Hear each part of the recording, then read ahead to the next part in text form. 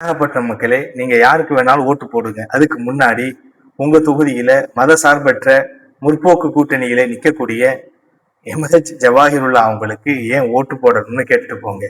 ஒரு நீண்ட அனுபவமுள்ள அரசியல்வாதி, அது மட்டுமல்ல பேராசிரியர்.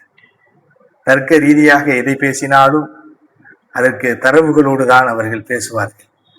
அது மட்டுமல்ல, ராமநாதபுர தொகுதியிலே 2011-16 அவர்கள் சட்டமன்ற உறுப்பினராக இருந்து தனக்கு கொடுக்கப்பட்ட தொகுதி மேம்பாட்டு நிதியை முழுமையாக ராமநாதபுரத்தினுடைய தொகுதிக்கு செலவு செய்தவர்.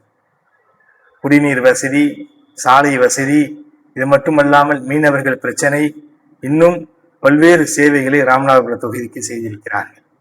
பாபநாச தொகுதியிலே 2021 2026 வரையிலும் பல்வேறு சேவைகளை செய்தார்கள். ஒரு சமய நல்லிணக்கத்திற்கு எடுத்துக்காட்டாக, சமூகத்தினுடைய ஒற்றுமைக்கு எடுத்துக்காட்டாக ஒரு சட்டமன்ற உறுப்பினராக இருந்து அங்கே நிறைய சேவைகளை செய்திருக்கிறார்கள்.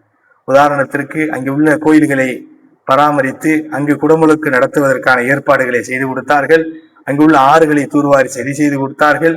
விளைநிலங்களை பாதுகாப்பதற்கு மணல் குவாரிகள் அமைக்காத அளவிற்கு குரல் கொடுத்து வந்தார்கள். இது போன்ற நிறைய சமூக பிரச்சனைகளுக்கு குரல் கொடுத்தவர்கள் தான் பேராசிரியர் ஜவாஹிருல்லா அவர்கள்.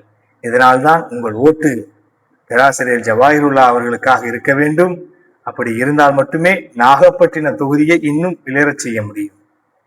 ஏன், இன்னும் ஒருபடி மேலே அவர்கள் செய்த சமூக சேவை என்பது எந்த அளவிற்கு என்று சொன்னால், ஒரு 30 ஆண்டுகளுக்கு மேலாக ஒரு மாபெரும் இயக்கத்தை கட்டமைத்து, தமிழ்நாடு முஸ்லிம் முன்னேற்ற கழகம் என்ற மாபெரும் இயக்கத்தை கட்டமைத்து, அந்த இயக்கத்தின் மூலமாக உயிரை காக்கும் ஆம்புலன்ஸ் உதவி, இரத்த தான உதவி, இது மட்டுமல்லாமல் பேரிடர் காலங்களிலே தன் உயிரை பணயம் வைத்து பிறர் உயிரை காப்பாற்றுகின்ற உதவி என்ற அனைத்து சேவைகளையும் செய்து கொண்டிருக்கிறார்கள்.